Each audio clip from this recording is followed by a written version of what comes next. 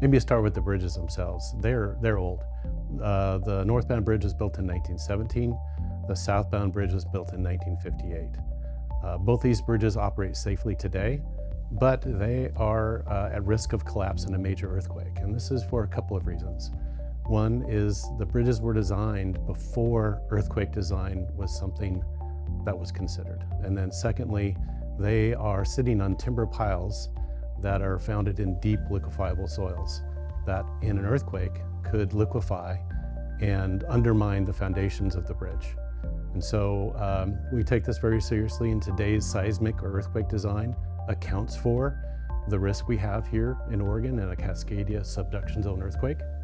And the bridges will be designed to modern seismic standards and be multimodal in nature. So they'll provide opportunities for bikes and pedestrians and people who need to roll, as well as light rail.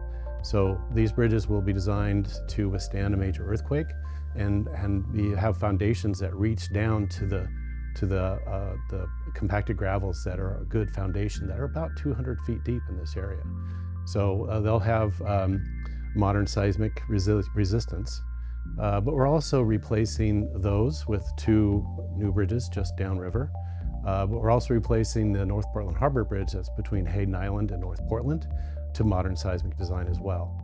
And then lastly, we are looking at ground improvements on Hayden Island itself. Because it sits on those same soils, we're looking at what type of ground improvements we can conduct to make sure that that ground is stable and will remain stable in earthquake. In fact, we've got a US DOT Bridge Investment Program grant, a planning grant, $1 million to do this study and help us understand how best to stabilize the earth on the island. The previous project that was about 10 years ago, we did conduct